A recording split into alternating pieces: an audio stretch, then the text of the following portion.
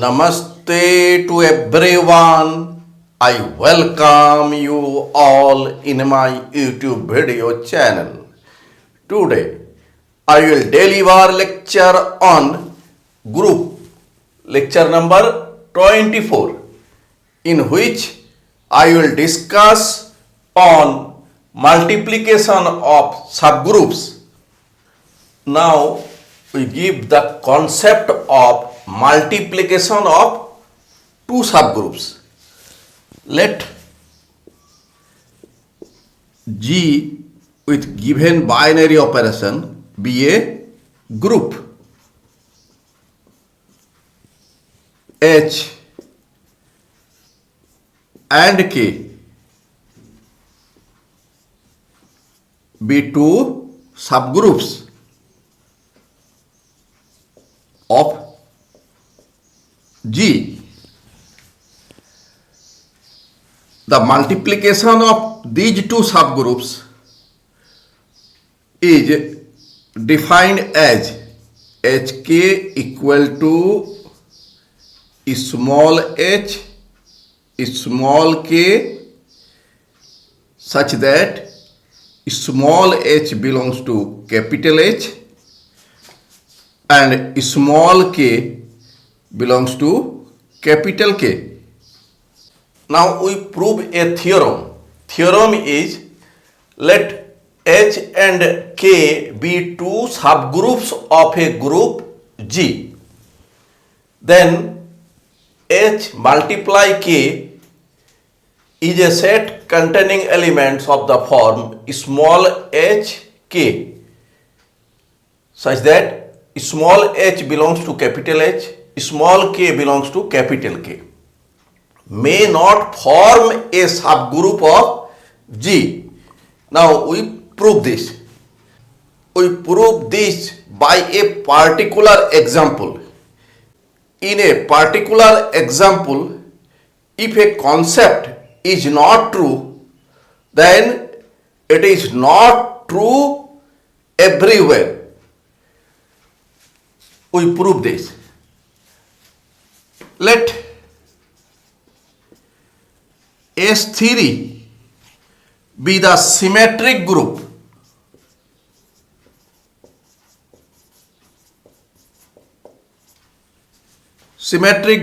of degree 3 defined on set S equal to a set containing elements 1, 2, 3. Therefore, S3 contains elements row 0, row 1, row 2, row 3, row 4, row 5. Each element of S3 is a permutation defined on the set S. Here row 0 be the identity permutation. Row 1 is a permutation of 3 cycle. Row 2 is a permutation of 3 cycle. Row 3, row 4, row 5 all are permutations of 2 cycles. Let H equal to row 0, row 3 here. This H is the subgroup of S3.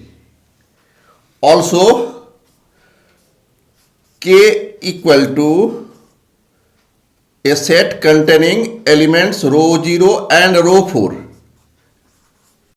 K is also a subgroup of S3 because in H, row 0 be the identity element and row 3 square equal to row 0. So we get that closure law holds. Also row 0, row 3 equal to row 3, row 3, row 0 equal to row 3. So inverse of row 3 is row 3 and associative law holds. in H because H3 is a group in which associative law holds and H be a subset of H3. So associative law holds in H. Here similarly K be a subgroup. Here rho 4 square equal to rho 0, that is rho 4 is the inverse of rho 4, and also rho 0 rho 4 equal to rho 4, and rho 4 square equal to rho 0. Closure law holds. Similarly associative law holds, inverse exists, and rho 0 be the identity element. So H and K are subgroups of H3. Now HK equal to rho 0 rho 0, rho 0 rho 4, rho 3 rho 0, rho 3 rho 4. Here rho 0 rho 0 means rho 0, rho 0 rho 4 means rho 4, rho 3 rho 0 means rho 3, rho 3 rho 4 means rho 1. Here we see that inverse of rho 1, inverse of rho 1 equal to rho 2, that is rho 1 inverse equal to rho 2, but rho 2 does not belong to HK. Therefore inverse of rho 1 does not exist in HK. Therefore HK is not a subgroup of G. Similarly we find KH. Firstly we take elements of K, rho 0 rho 0, rho 0 rho 3, rho 4 rho 0, rho 4 rho 3. This equal to rho 0, here rho 3, here rho 4, here rho 2. Since rho 2 inverse equal to rho 1 and rho 1 does not belong to KH, therefore inverse of rho 2 does not exist in KH. Therefore KH is not a subgroup of G. Therefore multiplication of two subgroups need not be a subgroup of G. Proved. Now we prove a theorem. Let H and K be subgroups of a group G. Then H multiply K is a subgroup of G if and only if HK equal to KH. Now we prove this. Let HK is a subgroup of G.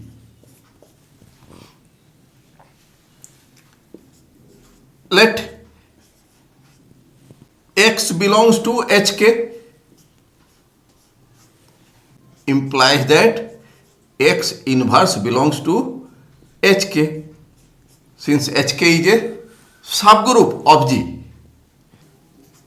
Let X inverse equal to H1 K1 implies that small h1 belongs to capital H small k1 belongs to capital K, implies that H1 inverse belongs to capital H, because capital H is a subgroup. Therefore, inverse exists in this subgroup. Similarly, K1 inverse belongs to capital K. Since we have taken X inverse equal to H1 K1, implies that X inverse of inverse equal to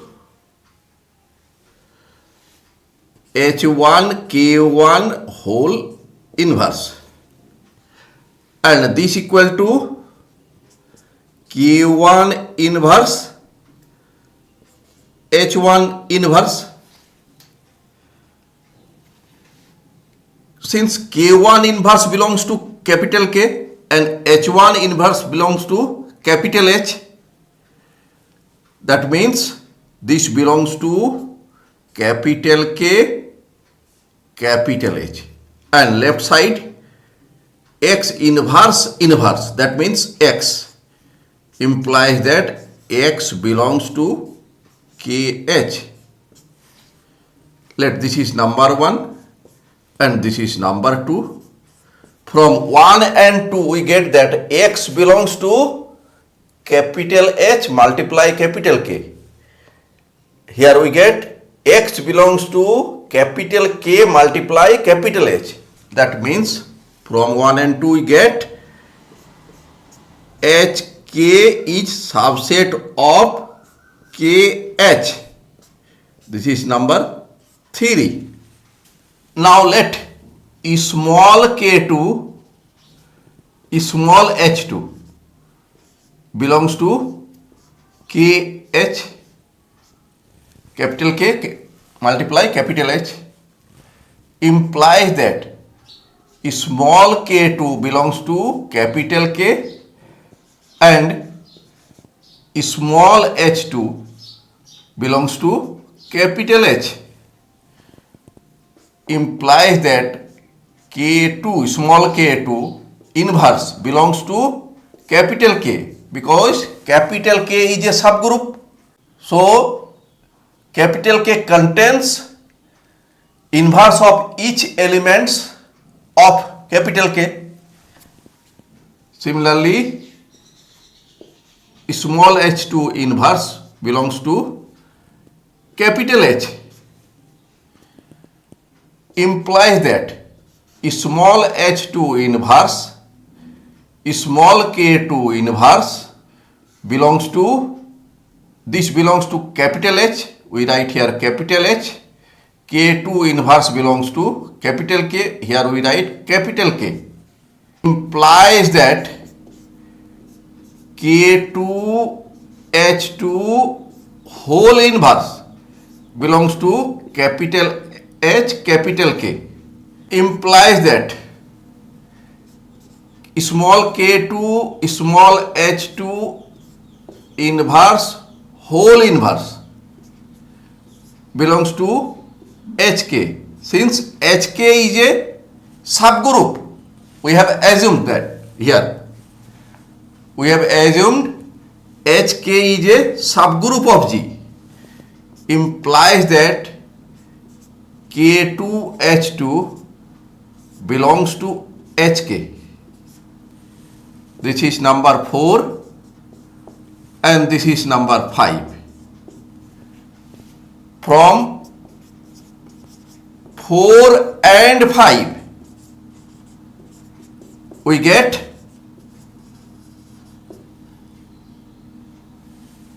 K2H2 belongs to KH, here K2H2 belongs to HK. That means KH is subset of HK. This is number 6. From 3 and 6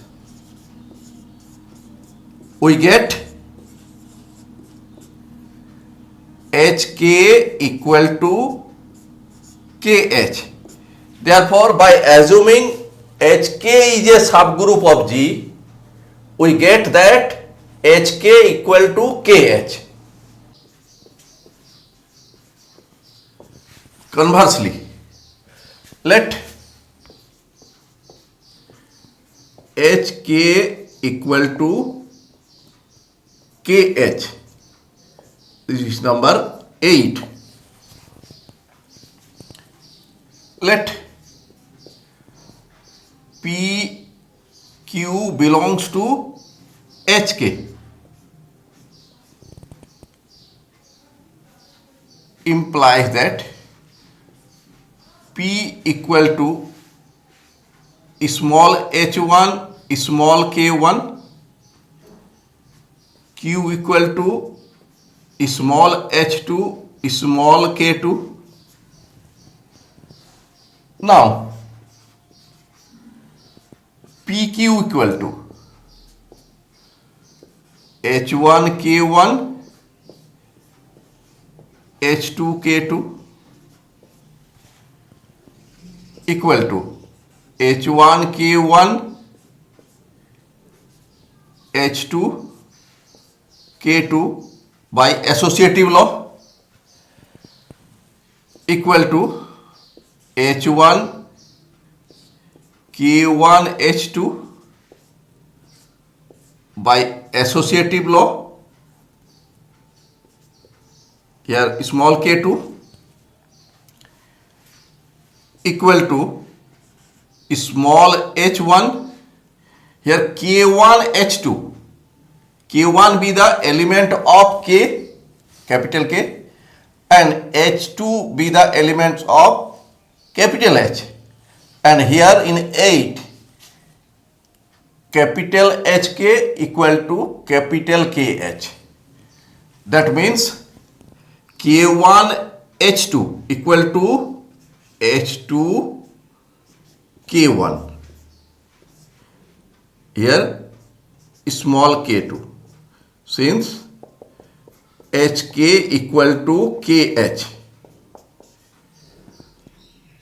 equal to, again by associative law, H1 H2 small, here K1, here small k2. This equal to, again by associative law, H1 H2 outside under bracket K1 K2. Since capital H is a subgroup and capital K is also subgroup, and H1 H2, small h1 small h2 are elements of capital H. Therefore, by closure law, H1 H2 equal to small h3 belongs to capital H, and this equal to let small k3 belongs to capital K. That means this belongs to capital H, capital K. Therefore, PQ belongs to capital HK implies that P operation Q belongs to capital H, capital K. Let this is 9. That means closure law holds in capital HK. Now, let P belongs to capital HK implies that P equal to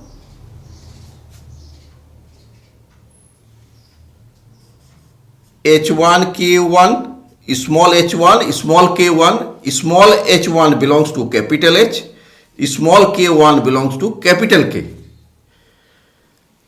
implies that P inverse equal to small h1, small k1 whole inverse.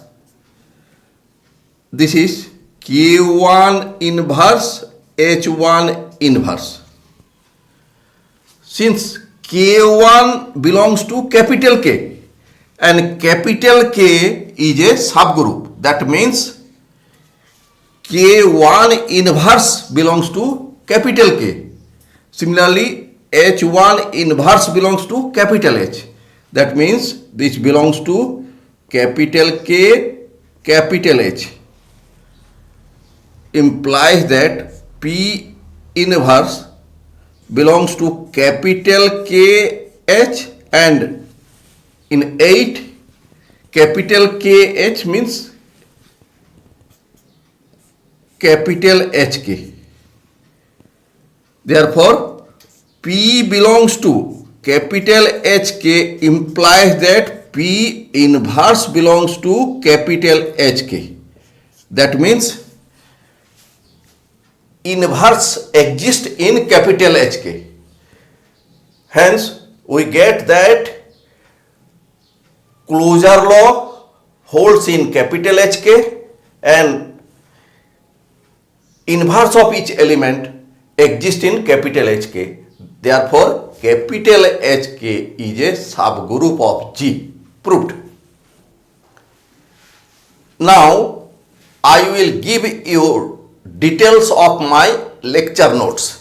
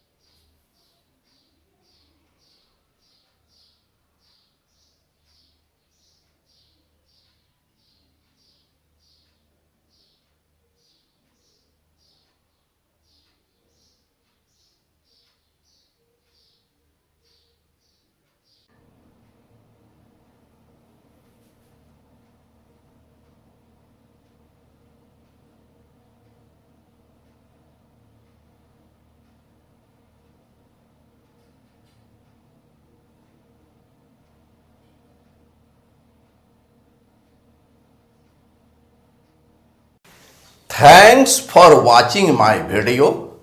If you are satisfied with my presentation and contents, then please click on like button and do subscribe my YouTube channel. Thank you.